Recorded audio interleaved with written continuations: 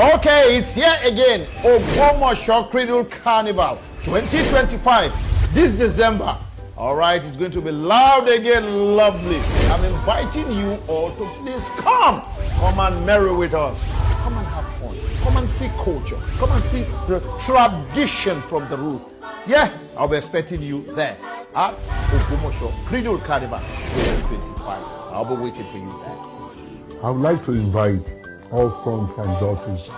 and our well-wishers of Ogbomoso land to come home for 2025 Ogbomoso Cradle Carnival. You are all invited. The Ogbomoso Cradles Carnival 2025 is scheduled to take place from December 18th to 22nd of December 2025.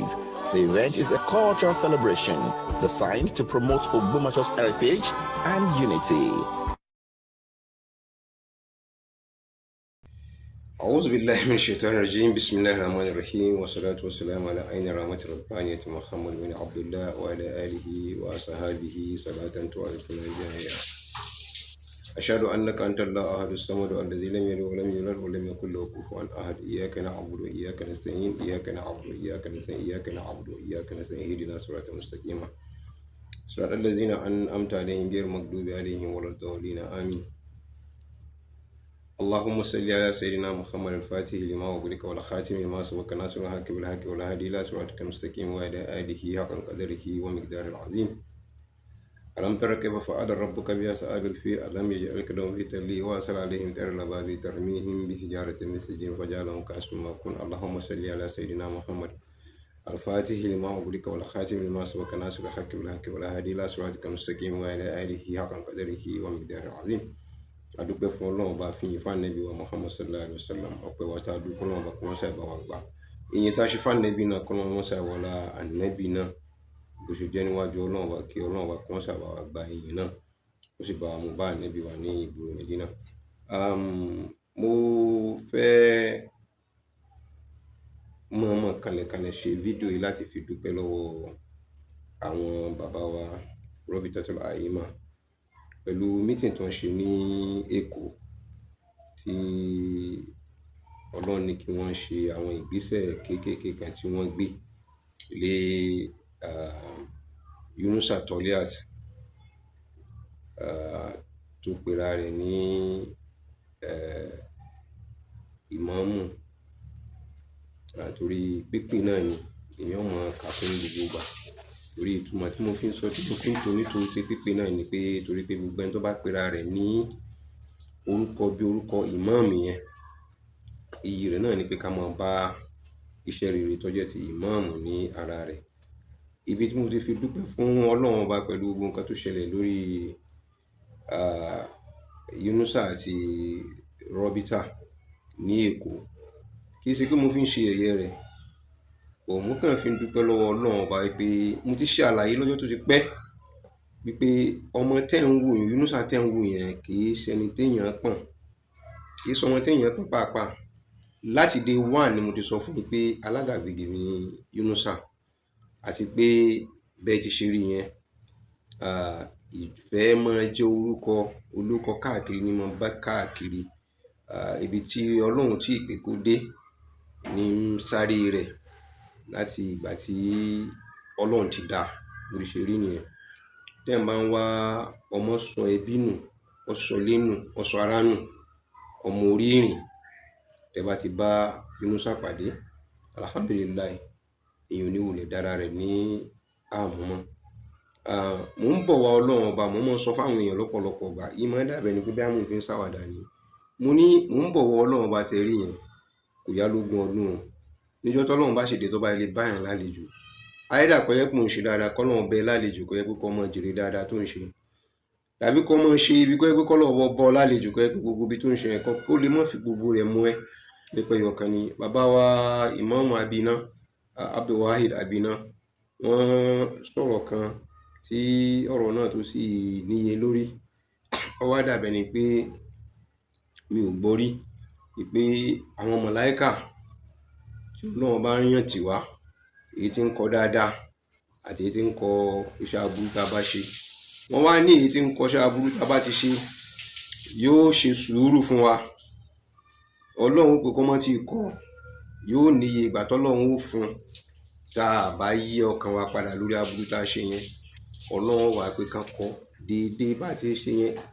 ẹyọ kan náà ni wọ́n kọ lẹ́sẹ̀ fún wa. Èyí tá a bá ṣiṣẹ́ tó wáyé pé ti dáadáa ni ní jẹ́ kán ronú wò débì kan pé dáadáa leléyìí tí kò ní ìdí pé yẹn ṣẹ̀ṣẹ̀ tó ń wá èèyàn sí lẹ́gbẹ̀ẹ́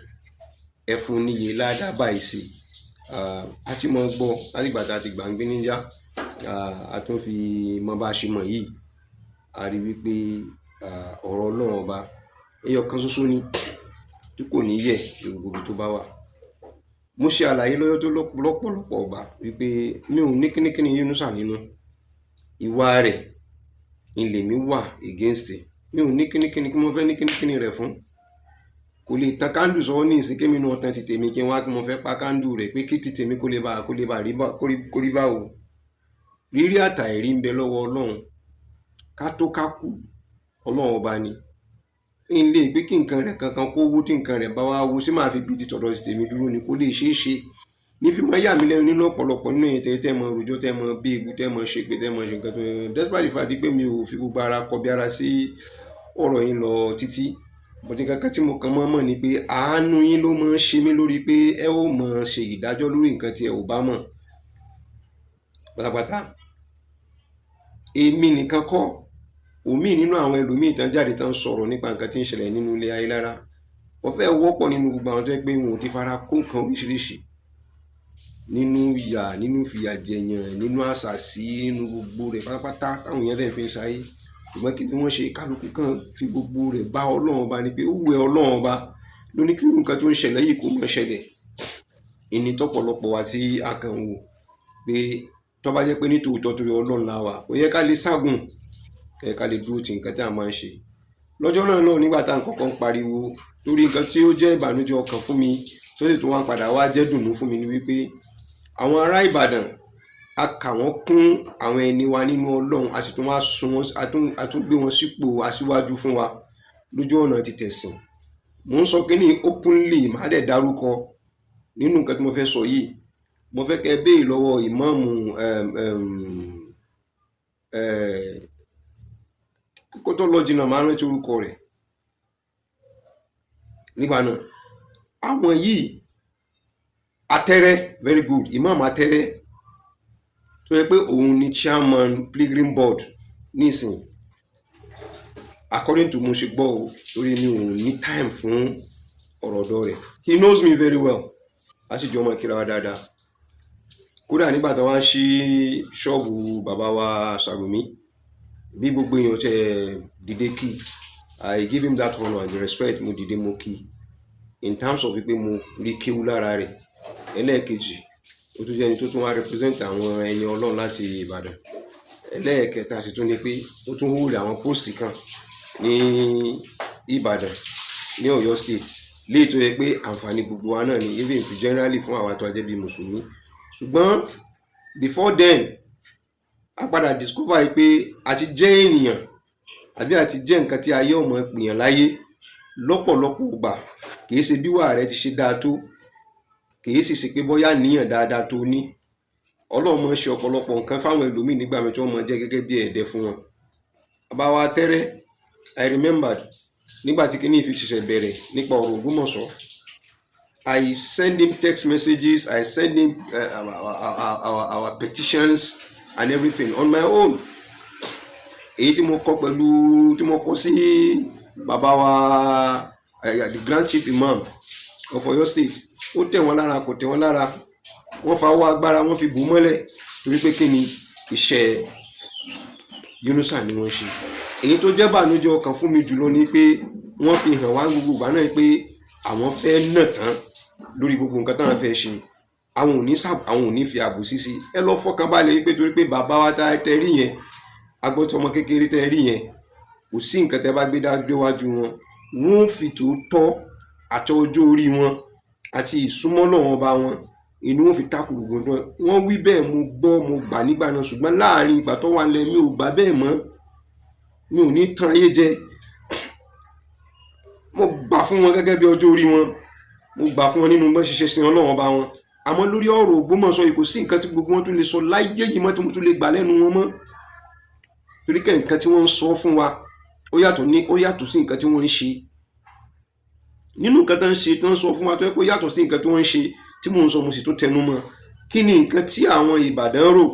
kí ni rọ́bítà Ìbàdàn rò tán fi fún wa ní mufti l'Ógbómọ̀ṣọ́ tán fi fún wa ní fáàrù l'Ógbómọ̀ṣọ́ wọ́n ètò fún wa ní mukadamun warisin ní Ògbómọ̀ṣọ́ wọ́n sì tún fún wa ní gíwá àdínì nígboro Ògbómọ̀ṣọ́ tó wá jẹ́ pé gbogbo àwọn mẹ́rẹ̀ẹ̀rin yìí ò wá ní àṣẹ lórí ẹ̀sìn ní Ọ̀yọ́ state. What is the essence? A jẹ́ pé wọ́n fi wá pawó ni mi ò níyé sọ bẹ́ẹ̀ wípé wọ́n fi Ògbómọ̀ṣọ́ pawó ni tí wọ́n bá fi Ògbómọ̀ṣọ́ pawó ẹ̀yin bàbá rọ́bítà ni mo ń sọ báyìí fún wọ́n fi àwọn eléyìí joyè lẹ́yìn ìgbà tán fi wọ́n joyè tán nǹkan wá ń ṣẹlẹ̀ nílùú inú wá dùn nígbà tán fi fà wọ́n mufti nǹkan kan tán fi jẹ ọkàn wá balẹ̀ wípé wọ́n ti ẹ̀ pè wọ́n wípé tán bá ti pè wọ́n wá nítò oyè mufti lẹ jẹ nílùú ilẹ̀ ti jẹ́ o nǹkan tó ń ṣẹlẹ̀ nínú ìlú yìí nìsín ẹ lọ́ọ́ rí ṣiṣẹ́ lé lórí ẹ jẹ́ ká yẹn lágbájá tẹ̀lé ẹ jẹ́ ká yẹn mi ò mórúkọ tí wọ́n fẹ́ pè wá wá yìí bí ọlọ́ṣọ́ rí bí Ọmọ́tọ́ṣọ́ wọ́n ṣe ń pè wọ́n kan nínú méjèèjì bọ̀ tí mo bá ti ṣe wí ní ìṣó ti yé wa Professor Ọmọ́tọ́ṣọ́ ọgbà bẹ̀rẹ̀ pé Ọmọ́tọ́ṣọ́ ni wọ́n ń pè wọ́n pọn Yunusa láti bẹ̀rẹ̀ pẹ̀pẹ̀ wọ́n sì tún pọn dìsìn yìí iṣẹ́ Ọlọ́run ọ̀dẹ̀ gba báyẹn torí pé tẹ́ ẹ bá rí ibi tí nǹkan ọ̀bá gbé ti dáa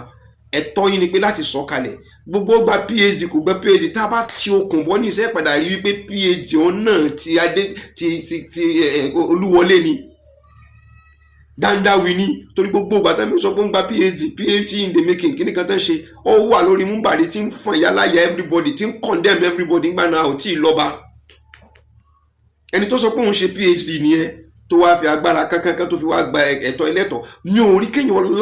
láyé mi wà láì wọ́n ti sọ pé a ó padà mọ rí àṣetánì nínú àwọn èèyàn mi ò tí ì rí àṣeyìn tí ì bá àṣetánì ẹ̀dá kan pàdé rí bíi ti Yunusa kò surprise mi torí ẹnu ara rẹ̀ náà ló fi sọ nínú ọ̀rọ̀ tó sọ ní orúkọ rẹ̀ ti jẹ́ tó sọ l'Àbújá kí lọ́rọ̀ tó sọ l'Àbújá ó ní nígbà tó ń ṣetán tó ń fẹ́ jẹ ìmáàmù ìpòrò Aké wọ́n sì béèrè lọ́wọ́ òun wípé kẹ́nìkan ọwọ́ àwa rọ́pa wípé òun sọ fún wọn pé ọmọ Ògbómọ̀ṣọ́ lòun ìgbà tó ń sọ bẹ́ẹ̀ nípa ọmọ tẹ̀ láyà o tó fi fẹ́ tàti ibìkan wá jẹ oyè níbí yìí tó sì jẹ́ pé oyè ibẹ̀ yẹn it is traditional pé oyè ibẹ̀ tradition ni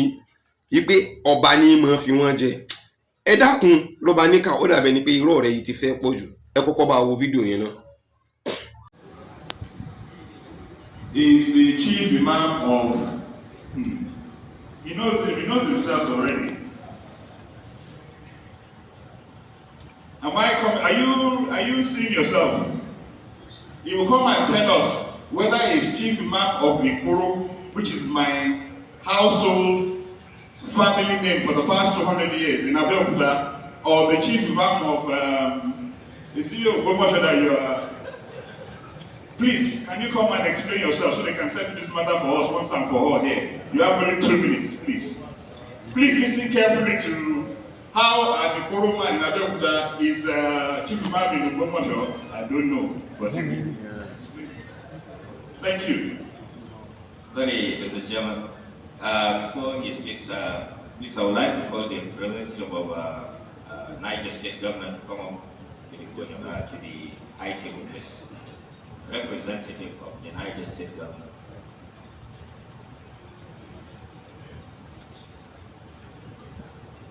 Is he around? Somebody brings it.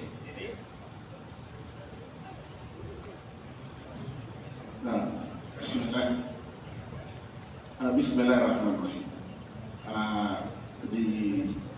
chairman of this session, Right Honorable Dimeji Bankole, he has asked a very big question that the whole world will want to listen to. I lived in Abeokuta for almost 20 years before I became the Grand Chief of Ogbomoso. In 2011, I was first appointed as the chief imam of Atia Memorial Central Mosque in Boraki. His father, Baba Suara Bankole. His father, Baba Suara Bankole, played a very important role then before he became a member of Adebola Central Mosque, but a lot of people may not know then. But the one that was very conspicuous to the generality of Muslim Ummah in Abeokuta was when I was nominated as Chief Imam of Ikoroaki in 2019. When the nomination was pronounced, a lot of people stood against it.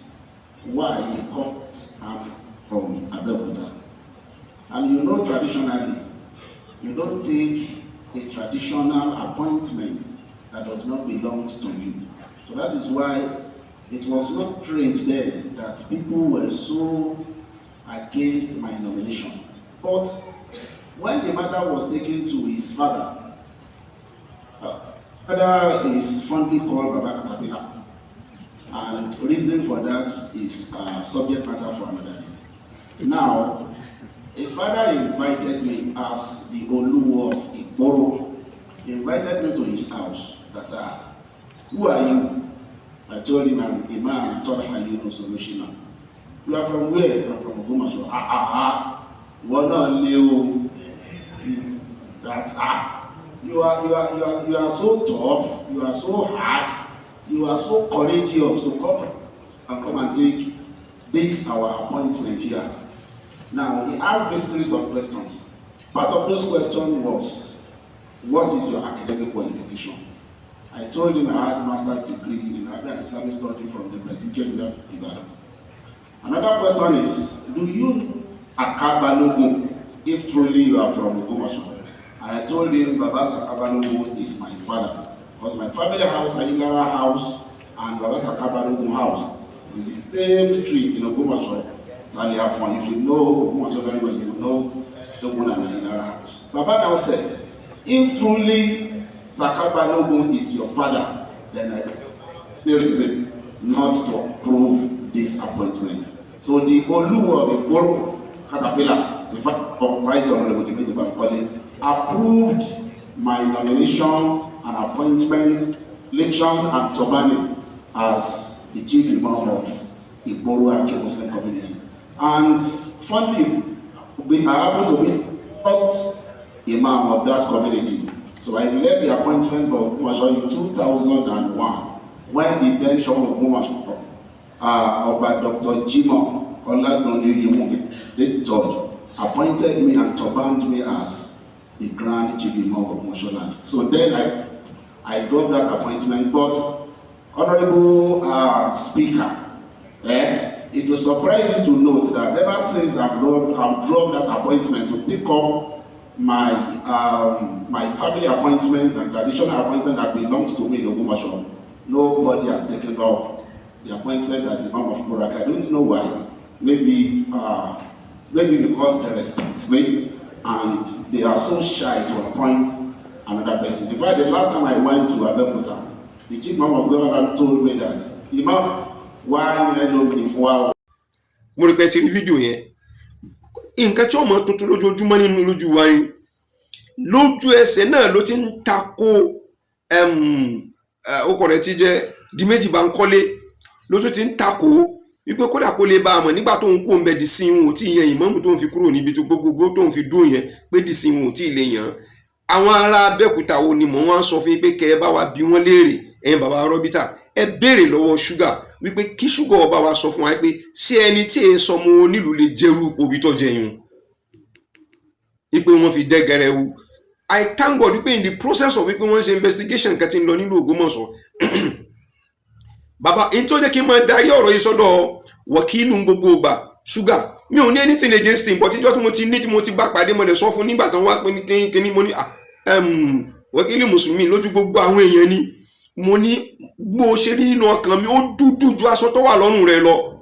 mo ní ṣùgbọ́n nígbà tọ́lọ́run ti ní kẹ́ ẹ ti wá fún tẹ́ ẹ bá wáyé ní gbogbo ìgbà náà gan mo ti mọ̀ wípé wọ́n ń ṣe tiẹ̀ náà ni nígbà tọ́lọ́run ti ṣe tẹ́ ẹ ti lè wá bẹ́ẹ̀ ṣe wáyé ó ti tán nínú mi ẹ kí n sọ tinú mi ní nǹkan tí ń ṣẹlẹ̀ torí pé ẹ̀yin lẹ pẹ́ Yunusa wa tẹ̀ wá fi Yunusa tẹ̀ wá fi ṣe wá níyà l'Ógbómọ̀ṣọ́ ẹ̀yin sì tó ń kun lọ́wọ́ pé lọ́ọ́ ṣe báyìí aléyàn alágbára kò sí nǹkan tó lè ṣẹlẹ̀ àwọn nǹkan tẹ̀yìn ò jẹ́ gbà tẹ̀ wọ́n fi ń lọ̀ wá nílùú wa irú láìfù wo nìyẹn up till now wọ́n tún gbá àwọn ọmọ kan dìde pé ká máa bú wa nílùú Ògbómọ̀ṣọ́. Kò sọ́mọ Ògbómọ̀ṣọ́ kan tó lè wojú ẹnìkankan l'Abẹ́òkúta, kò sọ́mọ Ògbómọ̀ṣọ́ kan tó lè wojú ẹnìkankan níwò, kò sọ́mọ Ògbómọ̀ṣọ́ kan tó lè wojú ẹnìkankan n'Íbàdàn, kò sọ́mọ Ògbómọ̀ṣọ́ kan tó lè wojú ẹnìkankan l'Ọ́yọ́. Àfẹn tó bá kọlu Ògbómọ̀ṣọ́ ló kù. Tó bá kọlu Ògbómọ̀ṣọ́ kò sẹ́ni tó lè dédé jáde tó sọ pé ní táwọn ọmọ wọn fi wá máa jáde wọ́n ṣẹ̀ wọ́n ṣẹ̀ wọ́n àwa la ní ìlú wa tá bá ti wá sọ̀rọ̀ nípa ìlú wa wọ́n wá bẹ̀rẹ̀ sí máa bú wa. Ṣúgà dẹ̀ ń wò wọ́n níra, àwọn náà sì ń pera wọn ní wọ̀kílù mùsùlùmí. Ara nǹkan tó fi ṣàbòsí ìníye sọ ọ̀rọ̀ yìí, wọ́n sọ pé ẹnìkan fi àwọn nǹkan rán wọn lọ sí Mẹ́kà, wípé Mẹ́kà ti rán wọn lọ yìí máa gba aṣọ ara mi wọn kíní kankankan. For the fact wípé ẹni tó ṣe content yẹn ọmọ Ògùn state ni, ẹni tó sì ṣe content náà lé lórí ọmọ Ògùn state ni, ẹ wá sọ di prank máyé lọ́wọ́, ẹ wá pè wá sọ ọ́fíìsì yín ìwọ̀n ń dọ̀bálẹ̀, ẹ wá lẹ ti parí rẹ̀. Ó sì parí rẹ̀ báyẹn ni torí pé èyàn ò fẹ́ kí orúkọ Abẹ́òkúta ó bàjẹ́, ẹ fẹ́ kí orúkọ Ẹ̀gbá ó bàjẹ́, ẹ fẹ́ kí nǹkan kan bàjẹ́ mọ́ yín lára. Àmẹ́yìn fẹ́ kí ìlú títí wa kọ́ mọ́ bàjẹ́. Tí bàbá yín ìmáàmù àgbà ti Ẹ̀gbá tó fi wá ń gbé kábíyèsí odidi ìlú kan tó fi wá ń ṣépè tó fi wá sọ pé àwọn ọ̀yà ìmáàmù nìkan o àáfàá làwọn sàn-án táwọn sì ṣe gbogbo táwọn bá wà làwọn bá ṣe. Fídíò rẹ̀ níyẹn wò. Àwa nígbẹ̀yìn láì ṣògùn. Àwa ní àwọn ẹni tó pèrè lọ́ba yẹn. Tó bá yẹ kínú bí wa. Tó bá yẹ kínú bí àwọn bàbá. Èmi kì í ṣe lèmọ́mù lásán, àfáà gidi ni mí. Àwa láwọn kì í ṣe lèmọ́mù lásán, àfáà gidi ni tó mọ̀ nípa ohun tó ń ṣe. Lẹ́yìn ìgbà tí ní kú sórí ọba tán, àwọn àrọ́mọdọ́mọ ò tún ní jọba mọ́ l'Ògbómọ̀ṣọ́. Lẹ́yìn ìgbà tí kò ní kú sórí ọba mọ́, àrọ́mọdọ́mọ ò tún ní jọba mọ́ l'Ògbómọ̀ṣọ́. Ẹni bá wo èmi ò mọ tó ń pè ní bàbá láwọn ọmọ tó ń pè ní YouTube. Àwọn náà jáde gbé ní ọ̀rọ̀ àwọn èèyàn lọ́kọ̀ ọ̀rọ̀ ẹ̀ ṣe kò pọ̀ jù, àwọn ní kò tí ì tó. Kò tí ì tó. À demonstrate tó ń jà fáà fún. Ọkì yẹn wọ́n tí wọ́n fọwọ́ parí rí. Kò sí ń tó jọ. Kò sí ń tó jọ rárá. Láti máa wò bóyá yóò tún tẹ̀síwájú nínú ìgbésẹ̀. Àwọn bàbá wa ní kọ́lọ́ ń kó yọ kú òun bẹ́ẹ̀. Àwọn àdọ́mọdọ́mọ ẹ̀kọ́ máa jọba kọ́ máa jẹ́ nǹkan kan. Àwọn bàbá ó tún ní kọ́lọ́ wọn dákun kó gbẹ́sẹ̀ lé gbogbo àrọ́mọdọ́mọ ẹ̀ yàtọ̀ sí pé wọn ò ní jọba mọ́. Mo rò pé ti rí fídíò yẹn tán fi wọ́n ṣe báyìí. Kí ni nǹkan tí Ògbómọ̀ṣọ́ rà nígbà Abẹ́òkúta? Kí ni nǹkan tí Ògbómọ̀ṣọ́ rà ní igba lọ́wọ́ àwọn Ìbàdàn? Ìtafẹ́ kẹ́yìn rọ́bìtà kẹ́ bá wa sọ̀rọ̀ lé lórí nìyẹn. Ìtọ́fà tí mi ò fi kọ́kọ́ sọ̀rọ̀ lé lórí ní gbogbo gbà láti gbàtà fi sọ̀rọ̀ ẹni pé mo mọ procedure bí nǹkan bá ti ṣe ń lọ.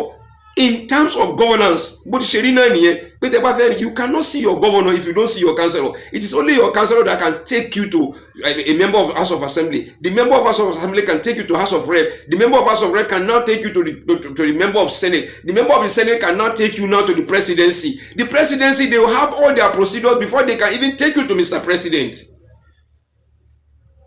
So kí ni ká tá fẹ́ sọ pé a fẹ́ overlook wọn pé a ò ní nǹkan kan mọ́ lútí onírú lọ́rọ̀ wa, so a ò lè sọ pé a fẹ́ tẹ gbogbo àwọn èèyàn mọ́lẹ̀ ká wá bá yín lókè ká wá bá yín sọ̀rọ̀. Ìgbà tí opportunity bá wa láti pé ká wá bá yín lókè, àwọn tó tún wà lábẹ́ yín ò tún jẹ́ ká lè kàn yín lára láti pé ká lè wá sọ tinú wa ká wá sọ jáde fún yín ní rọ́bìtà.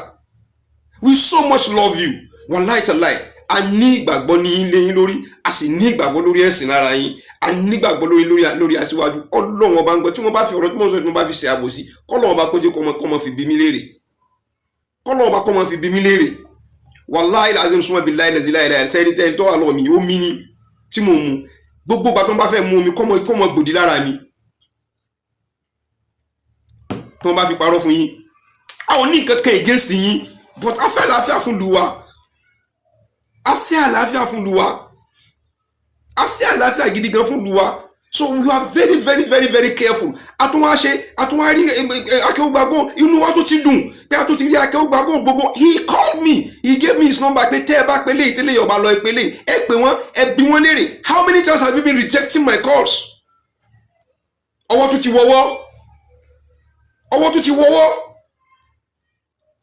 Kò jẹ́ ká mọ nǹkan tá a fẹ́ ṣe. Yes, I look at gbogbo ẹnu mo fi sọ mo ń text yes, I look at text wọn nothing is coming out from it, nothing. Ẹni tó tún fún mi ní ọ̀nà díẹ̀ tí tún máa fún mi lé sí ọ̀rọ̀ díẹ̀ nínú ọ̀rọ̀ òun náà ni PA to Mufti of Yoruba land. God bless you my brother. Kò sí nǹkan tó bá text sí arákùnrin yẹn tí ò ní respond, but how long èrè mélòó ló lè sá nígbà tó pé ìtẹ́ wà lókè lẹ́wà lókè àwọn òsì láwọn alágbára tá a lè kó lọ síwájú yín. I could remember there was a time that okay èmi wà lẹ́kọ̀ọ́ kò tí take me kò tí ju nǹkan kan lọ tá a bá lè mú àwọn nǹkan méjì mẹ́ta láàrin wa ká pàdé lẹ́kọ̀ọ́ ká pé aṣojú mùsùlùmí wa láti Ògbómọ̀ṣọ́ kó wá bá wa lẹ́kọ̀ọ́ pẹ̀lú àwọn tó ń bá wa láti kíní ká tún jọ wá ká wá bá yín. The next thing tákàn mọ́ gbọ́ ni pé gbọ́n ọmọ sọ̀rọ̀ ni pé a kò nídìí ká wá o torí àwọn ará Ògbómọ̀ṣọ́ kan ti wà níbẹ̀ yẹn. Ebi kálukú pẹ̀lú problem rẹ̀ tó fẹ́ gbé wa but at that time we fold our arms. a ò ṣe ní fold ọwọ́ wa torí pé a ti rí pé last bus stop kódà ńgbà táwọn Supreme Council for Islamic Affairs tán sọ pé wọ́n ń pe meeting kalẹ̀ káàkiri èmi sọ fáwọn èèyàn tán ṣe pé ẹgbẹ́ jòǹgbẹ́ ní gbogbo tẹ́ ń ṣe yìí torí àwọn tẹ́ fẹ́ pe meeting yẹn náà àwọn ará Abẹ́òkúta ni àwọn olóyèdè ọmọ ọbọ ni wọ́n, so they are just coming to defend Yunusa bínú ọmọ wọn. wọ́n fẹ́ kẹ́ lọ rí èwo vividly gbogbo àwọn tẹ́ tí wọ́n ṣe kí ní eléwo nínú wọn lọ ẹgbẹ́ ní tòótọ́ láàrin wọn pẹ̀lú Ọlọ́run náà fi dìmọ́ nǹkan tí wọ́n láwọn ṣe ṣe pé kìí ṣe wàláhì tàláhì sọ́mọ́ bí láìlẹ̀ láìláì ìlàwà wàláhì azim sọ́mọ́ bí láìlẹ̀ láìláì ìlàwà ìyẹn kékeré kọ́ ni mùdírù olódodo èèyàn dẹ̀ ni kìí ṣẹ́ni kankan lè fi kankan lè fi lọ rí ẹ̀ǹtáìsẹ̀ tó bá ṣe ọkàn ṣe ń fojú fórí ara rẹ̀ wọn ò dẹ̀ ní sọ fún ipò tí ṣe kìí ṣe nǹkan kan míì torí ìmọ̀ Ọlọ́run bá wọn ni níbi tó dé dúró. So nígbà mẹ́ta bá sọ pé wọ́n bú wọn sọ̀rọ̀ mo ní kò tí ì dé stage bí wọ́n gbèdé sọ̀rọ̀ ni tó bá dé stage bí wọ́n ti sọ̀rọ̀ wọ́n sọ fún báwọn sọ̀rọ̀ torí pé wọn ò kí ń sọ Ọlọ́run wọn sì sànẹ́bí wọn sì ṣe màláìkà. So gbogbo ká máa bẹ̀rẹ̀ ká máa pé lọ́ọ̀rẹ́ ṣe sùúrù Ọlọ́run bọ̀ ọba sùúrù nítorí pé tọ́lọ́run fi ń jọba oní sùúrù tí ó fi jẹ́ pé tó fi jẹ́ àṣàbùrù òun ní pé gbogbo nǹkan tí kálukú bá lòun ṣe yóò padà wá kọ ságbára kò sóògùn kan kò sí nǹkan kan tó lè ṣe wàá padà wá bá gbogbo tó wàá padà wá bọ́ lọ́ọ̀ náà ni so yóò ṣe sùúrù yọmọ wọ́n níran ni ẹ mọ̀ wàá máa fi sùúrù máa fi lọ èèyàn tọ́lọ́run ọba tó dá wa kò dá wa lóní sùúrù tó pé a gbọ́dọ̀ mọ béèrè ni ẹni tó bá kàn mọ bí ó ṣe mọ béèrè lọ́wọ́ Ọlọ́run ló ti wá mọ̀ pé orúkọ kan tó tọ́lọ́run ọba ń jẹ́ ni dákun in tó ṣe fún mi yìí dákun mọ́jọ́ bàjẹ́ in tí mo fẹ́ gbà lọ́wọ́ rẹ̀ yìí dákun mọ́sà ṣe fún mi Ọlọ́run bá ló ń jẹ́ bẹ́ẹ̀. ẹ̀yin bàbá wa nǹkan tó ṣe láàrin pẹ̀lú Yunusa n tó ṣe láàrin pẹ̀lú Yunusa ni òkè sí nǹkan tó ṣe láàrin pẹ̀lú Ògbómọ̀ṣọ́ in tẹ́ ṣiṣẹ́ níbẹ̀ ẹ̀ ṣe torí Ògbómọ̀ṣọ́ o ẹ̀ ṣe torí the general okọ̀ rẹ̀ ti jẹ́ Robita ni in tí mo fi credit bàbá wa Mudiru mo credit yín gidi gan Ọlọ́run ọba ó sì rí mi pé kí mo fi ṣàbòsí gbogbo ìgbà tí Yunusa fi ń bú bàbá wa Mudiru wọ́n mọ bá ṣe ń kí àwọn ọmọ wọn mọ́lẹ̀ pé kẹ́nìkan kan ọmọ sọ̀rọ̀ kan mọ̀ ṣe kíni I don't know mo kẹ preempt ni o mo kẹ preempt ni pé wọ́n kàn lérò wípé ẹ̀yin lẹ́ ń stop àwọn èèyàn pé ká má fún lésì ẹ̀yin lẹ́ ń stop àwọn èèyàn pé ká má fún lésì èmi kàn rò bẹ́ẹ̀ ni o wípé ẹ̀yin lẹ́ ń fáwọn èèyàn lẹ́ ń fáwọn jàmáà lẹ́ ń fún wọn ní sùúrù pé ẹ mọ́ fún lésì yóò padà wá jábọ́ ẹ ò bá ti sọ̀rọ̀ tí kìí bá ṣe pé bóyá ó kọlù Robita as a whole authority Robita tó kọlù lẹ́ ń sọ̀rọ̀ ọba personality tara yín kọ́ lẹ́ ń sọ̀rọ̀ lé lórí nísìn. That is where I so much respect you. Nǹkan tó pọ̀lọpọ̀ òkè ń wò ni they just feel you just talk no. Níjọ́ kan mo wo program kan gbà mo wo program ẹ mo sì jókòó bá mo sì bú lẹ́sẹ̀ rẹ̀ mo ní ẹ máa wo bí tí wọ́n padà lórí twist kìíní yẹn sí. Níjọ́ tẹ sọ pé tí ẹ̀dá Ọlọ́run bá dá àwọn màláíkà ṣùgbọ́n ẹ̀dá gan fúnra ara ẹ̀ tún lè fọwọ́ ara ẹ̀ náà tí ó tún dá àwọn màláíkà tí ọmọ náà níṣẹ́ I'm very very very happy torí pé kíni you touch somewhere in my system inú mi dùn gidi gan mo ní ẹgbẹ́ òkodoro òdodo ọ̀rọ̀ but kí ni ó ṣẹlẹ̀ àwọn tó ṣìgbọ́ but there and then níbẹ̀ yẹn náà lè sọ pé wá o lè dún ní pẹ̀lú kíní kan lórúkọ Ọlọ́run bá kankan ọmọ pè yóò padà jíṣẹ́ fún ọ ibi tó bá gbé ti yẹ kó ti sọ ẹ yóò sọ ẹ ibi tó bá ti yẹ kó ti múre wọlé yóò múre wọlé fún ẹ gbogbo nǹkan tó bá fẹ́ lásìkò ìgbà náà wọlọ́ mọ́sá ìwọlá nǹkan báyìí yóò sì ṣe fún ẹ nígbà náà ó ti di màláíkà fún ẹ. So that is why báwo ọba ṣe ẹ̀bá yín pàdé pé kájọ jókòó in person kájọ sọ̀rọ̀ tí máa ń dá wa láàmú l'Ógbómọ̀ṣọ́ àwa mọ̀ pé àníyàn wa Ọlọ́run bá yóò jẹ́ kọ́ mọ flow sọ́dọ̀ yín tí ó fi mọ̀ pé a nífẹ̀ẹ́ yín Ògbómọ̀ṣọ́ sì nífẹ̀ẹ́ àwọn tí máa ń jẹ́ àfà àwọn bàbá yín ò sì ṣe nǹkan tó burú. Fídíò kan bẹ tó yẹ pé àwọn kan nílùú Ògbómọ̀ṣọ́ náà ní fídíò yẹn lọ́wọ́ torí tí ń lọ nílùú Ògbómọ̀ṣọ́ àbòsí ti bò wá lójú, wọn ò lè gbé fídíò yẹn fún akáwò. Ní gbogbo ìgbà tí wọ́n fi wá sí ààfin nígbà ayé bàbá Ṣọ̀ún àná, tí wọ́n fi wá sí ààfin tí àwọn mùdírù wá sáàfin tẹ́sí fi ń declare wípé ọba ló ní mọ́sálásí, nínú mọ́sálásí tẹ́lẹ̀ fi ṣàdúrà tẹ́lẹ̀ fi ṣe gbogbo ẹ̀ ní ààfin pẹ̀lú àwọn àfáà ńláńlá tí wọ́n wá sọ́dọ̀ bàbá ńgbà náà. Ààfin Ògbómọ̀ṣọ́ wọn ti ṣe. But today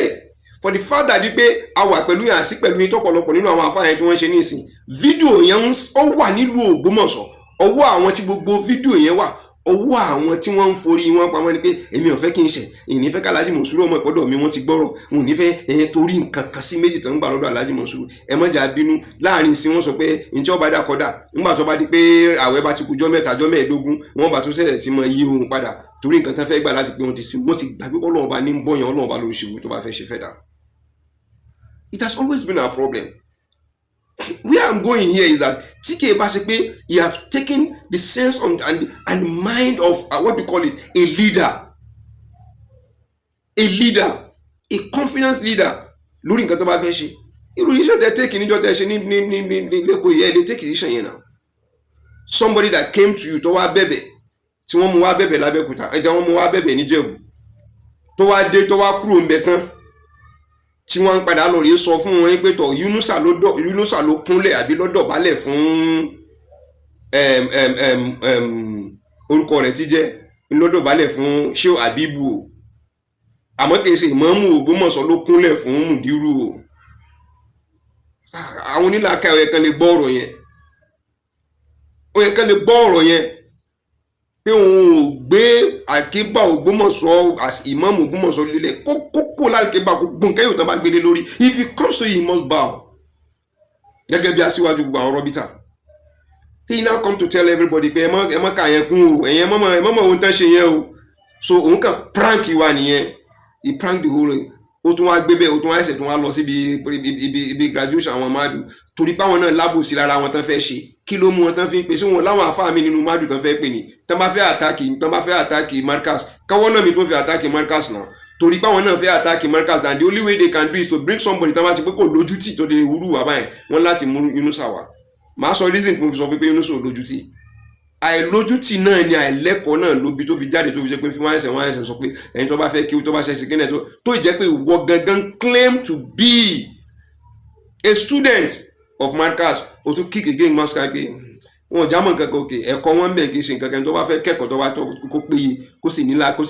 lálùbáríkà ibi tó gbé ti lé kí ni ẹ̀ condemning Markaz níwájú àwọn Madu àbí eyín gan tó nǹkan táwọn yẹn fẹ́ máa sọ̀rọ̀ lé lórí ẹ̀kọ́ òsùn kankan lé lórí. I'm just saying to people who don't know the type of the quality of leadership that is in you. Kì í ṣe bí wọ́n á kọrin kì í báyìí. But wọ́n kàn sọ láti pé káwọn ará Ògbómọ̀ṣọ́ ká mọ̀ wípé bóyá nǹkan tẹ́ ẹ ṣe torí tí wọ́n lè fi ṣe torí Ògbómọ̀ṣọ́ ṣe nǹkan tẹ́ ẹ ṣe torí Ọlọ́run àtànẹ́bì ni ẹ ṣe torí ìjà síwájú nǹkan tẹ́ ẹ fi ṣe. So ká mọ̀ lọ rí celebrating in such a way tó fi jẹ́ pé yóò fi wá kọ́ọ̀sì nǹkan kan ẹ ò bẹ̀rù èèyàn. Ẹ̀yin gan náà mo ti mọ̀ pé kì í ṣẹni tí ń sọ pé bóyá mo ṣe nǹkan torí èèyàn ni torí Ọlọ́run ọba lẹ fi ṣe kẹta wá sí pé àìní fẹ́ kí lágbájá ó bínú sí mi pé mo sọ̀rọ̀ báyìí. No, that is not in you at all. Ọkàn mi balẹ̀ pé lẹ́yìn òun sí lára yín. But reality tó yẹ kó wà ń bẹ ni pé káwọn ẹni tó bá fẹ́ mọ lérò pé Mùdírù wà pẹ̀lú mi ni ẹwà dúró tí Mùdírù sọ wàhálà ìtorí tiwa náà fi sọ wàhálà kìnìkan Mùdírù ò sí pẹ̀lú anybody. Mùdírù wà pẹ̀lú olódodo èèyàn ni tẹ́ bá ti dúró pẹ̀lú òdodo bẹ́ẹ̀. And I can see that lára mufti ilẹ̀ Yorùbá. I can see that lára mufti ilẹ̀ Yorùbá. Tí kì í bá ṣe bẹ́ẹ̀ ẹ wo èyí rádaràda tó pera rẹ̀ ní mufti Ìwó. Torí I call him to be mufti Ìwó.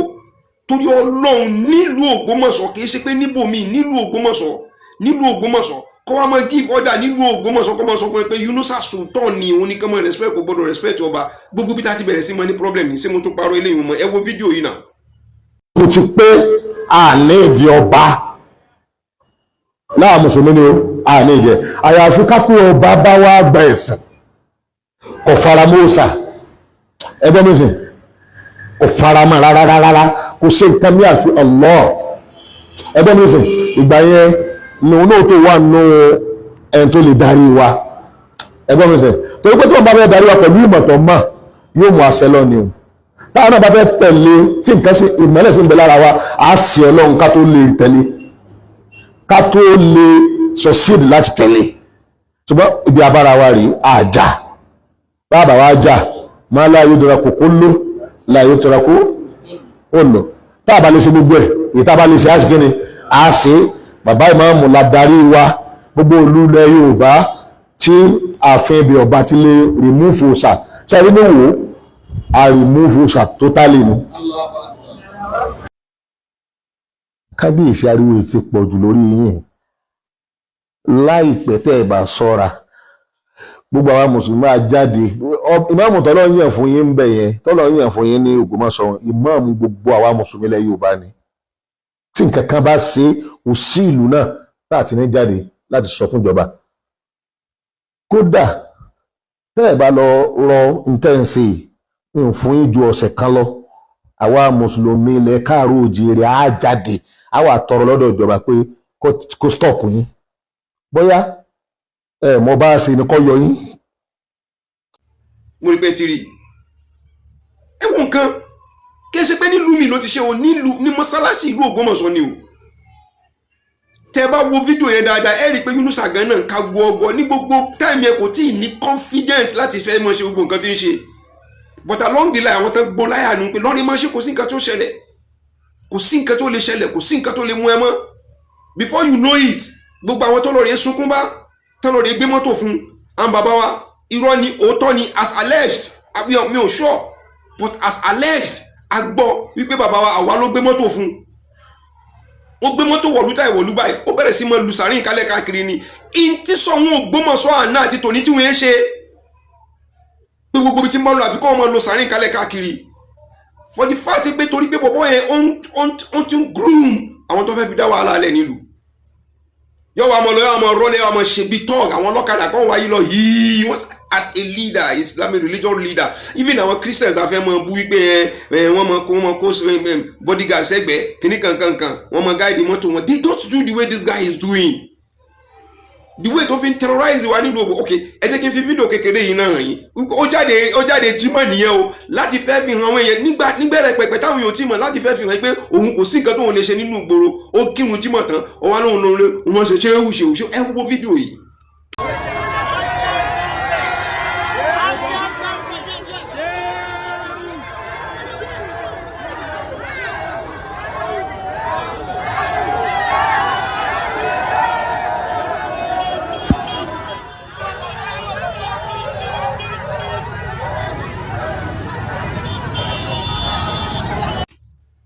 ṣe ti rí fídíò yẹn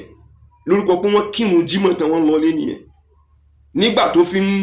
dìmọ́ kankan tó fi dìmọ́ lé ayé lára pé lé òun ni tí fi lọ sí sálẹ̀ àfọ̀n. You can just see all this in the way this guy has been terrorizing us nílùú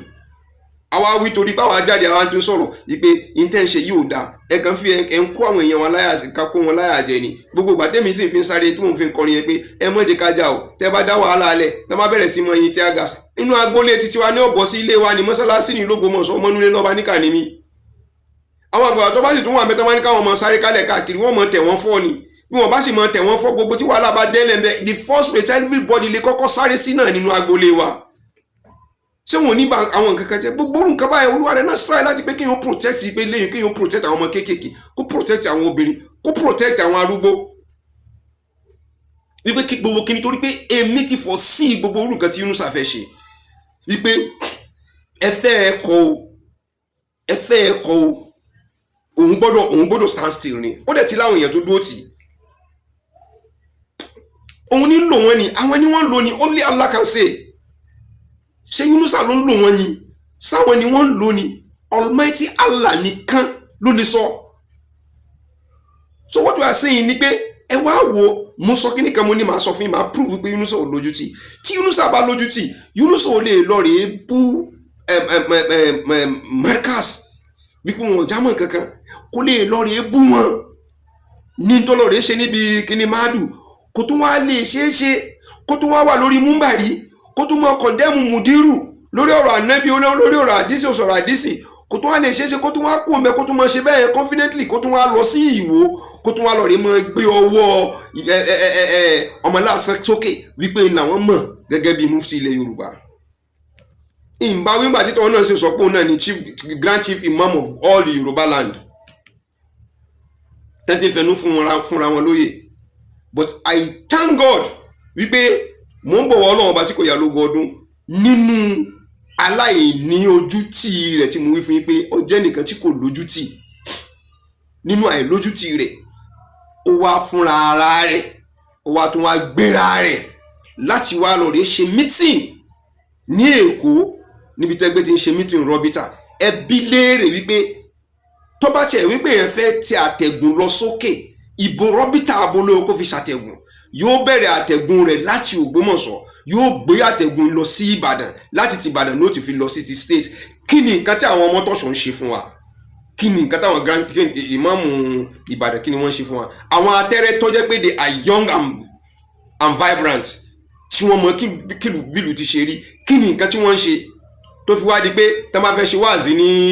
Ìbàdàn wọn ò lè rántí ẹnì kankan l'Ógbómọ̀ṣọ́ mọ́ Mukadamu Waisim wọn kàn ṣe ní camouflage ni kò sí nǹkan kan nípa rẹ̀ Faru Ulama wọn kàn ṣe camouflage ni kò sí nǹkan kan bẹ́ẹ̀ Mufti ilẹ̀ Ọ̀yọ́ wọn kàn gbé kalẹ̀ ni pé táwọn bá ti rí ibi tó ogun gbágbé ti ń jà òun nìkan mú lọ síbẹ̀ kò gbọdọ̀ dá sí nǹkan mi nínú ìlú wọn ò gbé sínú ọ̀rọ̀ mọ́. Yunusa wa dẹni tí wọ́n wá ṣe I don't know ẹni tó bá bọ̀bọ̀ ìṣiṣẹ́ ríṣẹ́ yẹn ṣe ṣá lórí àwọn aláìnígbàgbọ́ ó wá jẹ́ pé wọ́n fẹ́ ṣe mòlídì Yunusa náà wá ń gbé káàkiri ní gbogbo Ìbàdàn ní orí billboard bí ìgbà tí yẹn bá ń ṣe mòlídì bí ìgbà tí yẹn bá fẹ́ dìbò.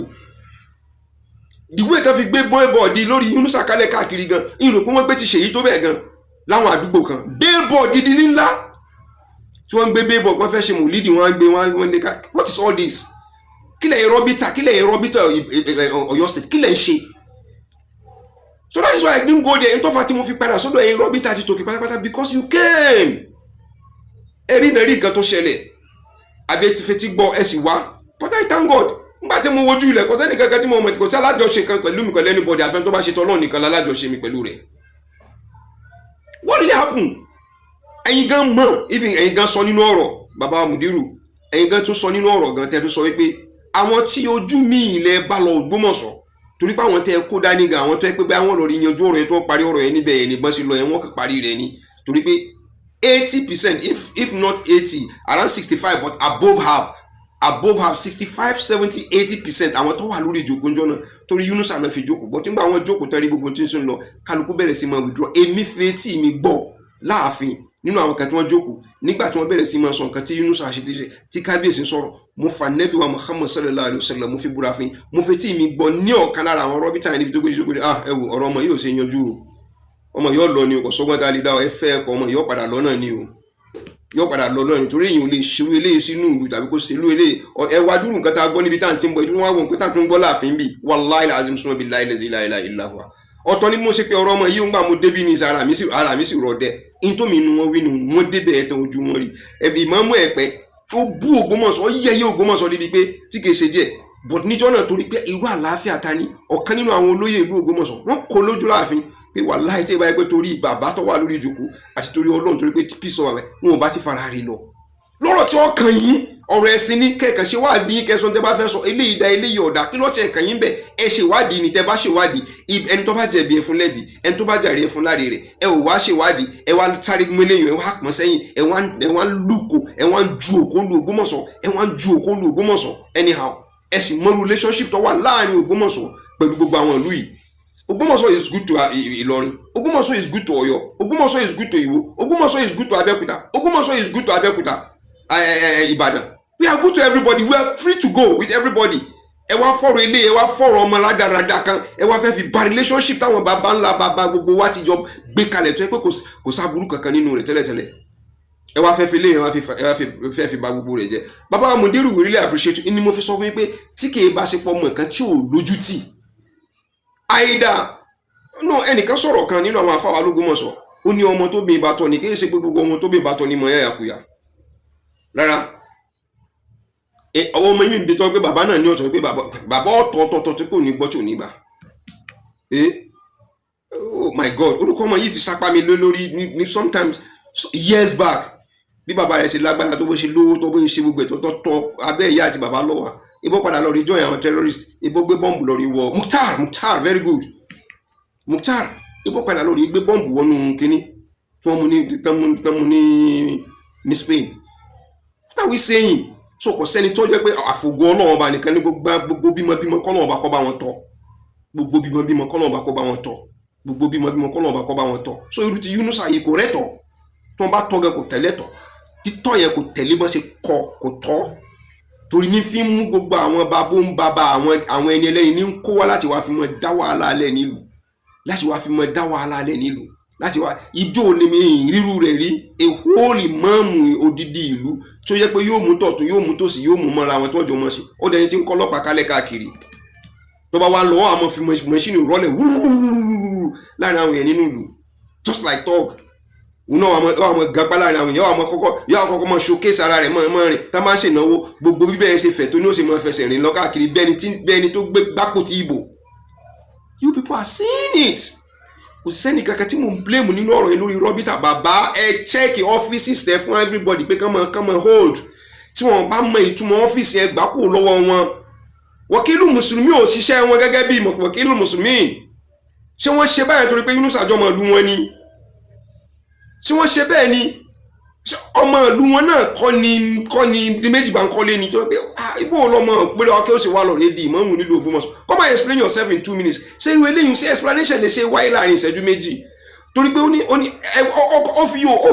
bí kíní ẹ̀ ṣe kán bá ń kọ́lé lára tó ó tún fi yóò bá sọ òyìnbó ó ní sóríra rẹ báyìí nísìn did you see yourself tí yóò bọ́ mọ̀ sọ pé sóríra rẹ nísìn ọjọ́ ẹ̀sìn rẹ ni sóríra rẹ báyìí ó ní where is he did you see yourself ó ní sóríra rẹ báyìí which we see it tó dẹ̀ wà glaring but mi ò bá yín wí ẹlẹ́rù ni ó gbé níbi tó bá gbé ti wúwo gbogbo àwọn àtàfàtà ni tí wọ́n bá tẹ̀ gbà wọ́n láyè pé kí wọ́n sọ̀rọ̀ nìbàdàn sí wọ́n ní kí wọ́n sọ̀rọ̀ l'Ógbómọ̀ṣọ́ ni tí wọ́n lé wọn lórí TikTok ni sí wọ́n lé wọn lórí WhatsApp ni sí wọ́n lé wọn lórí YouTube ni láti pé káwọn náà kan sọ tẹnu wọn tó mú jáde bàbá Mudiru you take a very bold step ẹ lé Yunusa jáde but for asking him telling him kíkó ló wá ṣe láàrin yẹn wọ́n lè lórí gbé ọmọ lásán kàrẹ́ àìlójútì ara nǹkan tí mo sọ fún mi pé kò lójútì ibi tí mò ń lọ nìyẹn ìwọ tó ti lè sọ gbogbo orú nǹkan báyìí tó ti lè ṣe gbogbo tó ń ṣe yẹn ọwọ́ tó wá lórí ní confidence wọ́n tó wá fẹ́ ṣèjókòó níwájú àwọn tó bú generally ó tún wá lórí jókòó àwọn tó tún pín lẹ́yìn náà sì tún wà ń bẹ àwọn náà wọ́n tó tún pín lẹ́yìn pé kọ́ mọ̀ bọ̀ wá síbẹ̀ pé kò sí tó ṣẹlẹ̀ àákàn kúkú bẹ̀ wọ́n náà ni kò sí tó ṣe ìjọba ṣe náà kò ṣe bẹ́ẹ̀ náà nígbà wọ́n fẹ́ ṣe conference ti Ìjẹ̀bú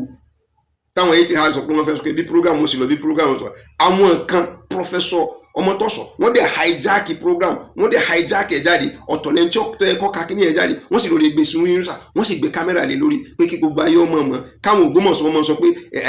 Robita ti accept rẹ o so gbogbo ń tẹ́ bá fẹ́ ṣe kẹ́ ṣe kí ló dé ẹ̀ ń tí ń lọ kòtò náà ẹ má bá ṣẹ́tẹ̀ tí ń ṣe ẹ má bàjẹ́ ńgbà tẹ́ ṣe tẹ́ fẹ́ wọlé Ọlọ́run ọba náà ṣé ẹ gbàdúrà pé gbogbo ń tẹ́ ti fi gbéṣẹ́ ayé yín sí tẹ́ fi sin Ọlọ́run ọba kápátásìkò táwọn ọmọ yín bá fẹ́ jẹ kẹ́nìkan kó wá gbà kórúkọ ìdílé yín kó run eléyìí dé ọ̀fẹ́ run odidi ìdílé ó gbé orúkọ ojú rẹ̀ sì dá burúkú tójú rẹ̀ ọba dá kéèyàn máa sọ wípé odidi ìlú pátápátá kọ́ máa sọ pé wọ́n jókòó sórí gunpowder àtẹnità lórí ẹ̀sùn ẹ wò náà.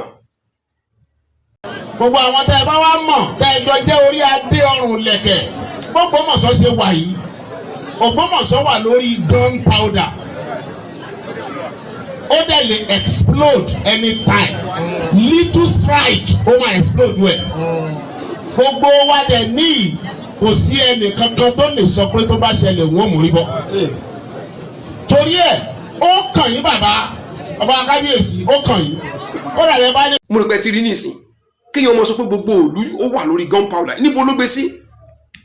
that is one thing we are asking everybody àwọn security operatives tó wà ní Nàìjíríà à ń bẹ̀ wọ́n not until tẹ́ bá bring this guy to book ẹ̀yin gan náà ẹ má dákẹ́ ẹ bá wa sọ̀rọ̀ lórí kíní yẹn yóò bá ní wá ẹ sì ń bá wa rí ẹ bá wa sọ̀rọ̀ lé lórí torí tẹ́ bá ní kò ní í kan àwọn ọmọ Ìlọrin náà ń bẹ l'Ógbómọ̀ṣọ́ àwọn ọmọ Ìbàdàn ń bẹ l'Ógbómọ̀ṣọ́ àwọn ọmọ Ọ̀yọ́ ń bẹ l'Ógbómọ̀ṣọ́ àwọn ọmọ Ìwó wà ń bẹ àwọn ọmọ Abẹ́òkúta náà wà ń bẹ tó wá gbé sótò tó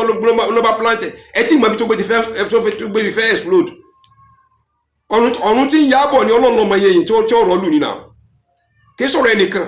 ohun tó wí ni kì í ṣe pé ẹ jẹ́ ká lọ rí sọ̀rọ̀ kọ́mọ́ lọ ká mọ́ lọ rí gbà wọ́n láyé káwọn ẹ̀ka kọ́mọ́ lọ rí mú gunpowder kọ́mọ́ gbé wọ̀lú o no òun sọ confidently ni pé ó ti wà ń bẹ already wípé a ti wà lórí ìjókòó lé lórí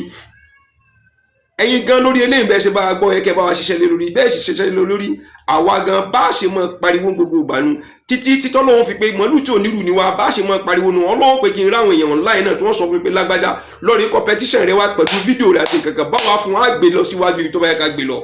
to the security of this nation is paramount on everybody. The security of this country is really paramount on everybody kò sì wá ní yẹ kó jẹ́ pé wọ́n wà lórí fi ọ̀dọ̀ wa ni wọ́n fi ṣe scapegoat lórí nǹkan tó fẹ́ ṣe ọ̀dọ̀ wa náà fi ṣe scapegoat ọkọ̀ rẹ̀ ti jẹ́ náà EndSARS Ògbómọ̀ṣọ́ náà fi ṣe scapegoat EndSARS náà Ògbómọ̀ṣọ́ ló ti bẹ̀rẹ̀ tán fi lórí fọ́ gáàsì ààfin tán fi yí àwọn ọmọ pa Ògbómọ̀ṣọ́ ni EndSARS ti bẹ̀rẹ̀ kó tó escalate kó tó mọ lọ kíní ká tó wá pé ní ìsìn tó wá jáde ní ìsìn tó wá sọ fún wa pé we are sitting on the time bomb ẹ mọ̀jẹ̀ kan fi Ògbómọ̀ṣọ́ kan fi pìtàn tí ọ̀dà baba Mudiru Markaz mo fi kíkí Mudiru as Mudiru Markaz mo fi kíyín mo sì fi ọlá gbogbo àwọn nǹkan tó Ọlọ́run fi mọ̀ yín nínú iṣẹ́ Ọlọ́run ọba mo fi kíyín mo sì yin Ọlọ́run ọba lára yín mo wá fẹ́ bẹ̀ yín k'Ọlọ́run ọba o Ọlọ́run mọ́ṣá jẹ́ kẹ́ ẹ bá mi rí fídíò mi yìí wò k'Ọlọ́run ọba kọ́mọ́ṣá jẹ́ kẹ́ ẹ lè bá mi gbọ́ àmọ́ wàláhì bàbá Mudiru súnmọ́ bí láhì lẹ́sẹ̀ ilá ilá ilá huwa mo ń sunkún sínú báyìí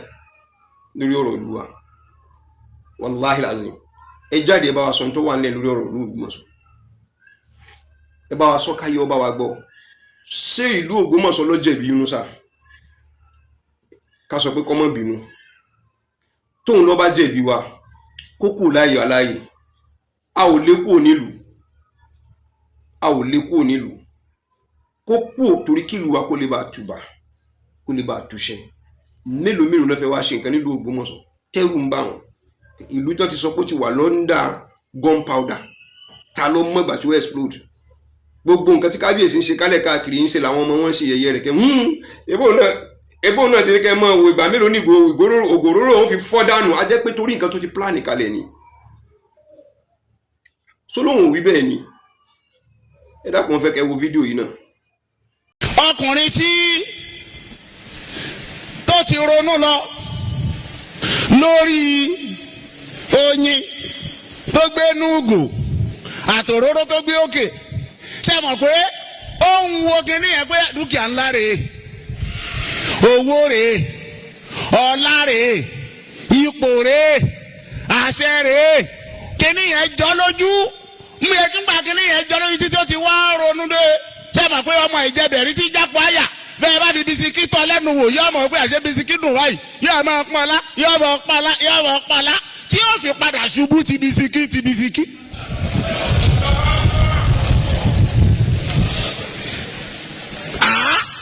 àbí bí àbá rí bẹ́ẹ̀ èèyàn alẹ́dọ̀yìn nùgò kó sì máa ronú 25 years lé orin kékeré lórí. oyin nùgò kéke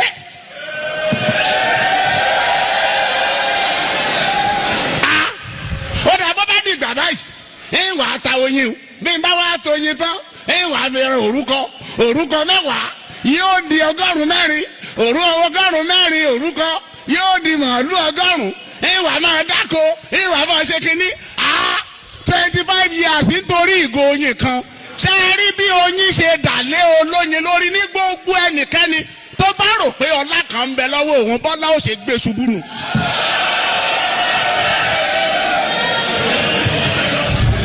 ẹnìkan jẹ́ nǹkan kí ni ń bẹ lọ́wọ́ rẹ ìgò oyin tá a lè gbé sátẹ́lẹwọ́ lóyin ìgò kan tí wọ́n ń tà lọ́jà Ajagun. òróró ògò kan àwọn mọ́là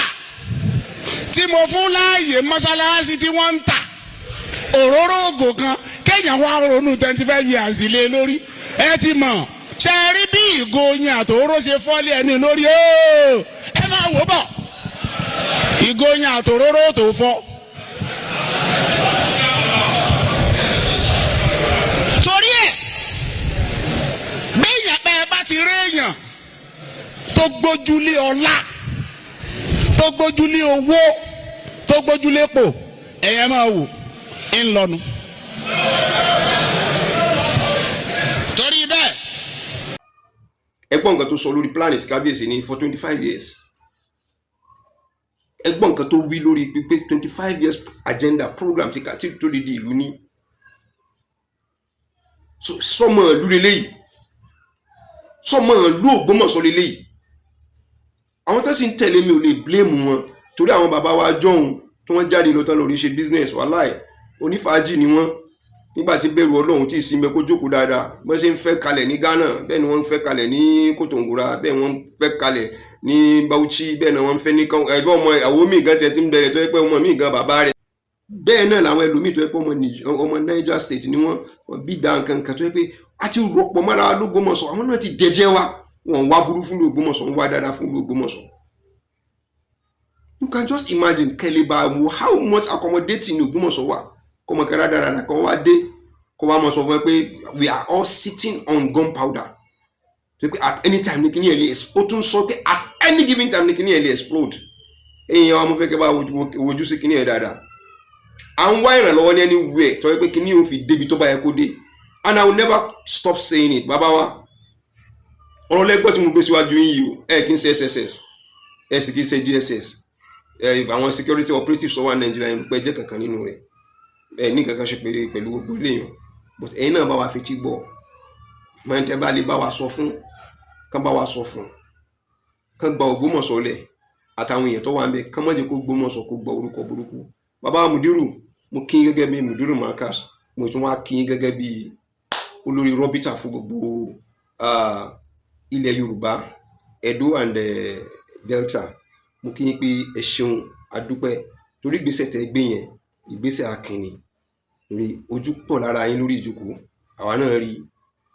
àwa náà rí níwọ̀nba fídíò kékeré tá a rọra rí pé bẹ́ẹ̀ ṣe ń make announcement yẹn oògùn ti bu àwọn ẹlòmíì ìbá ti bu àwọn ẹlòmíì mọ́ ti ṣe wà ń bẹ̀ yẹn torí tẹnu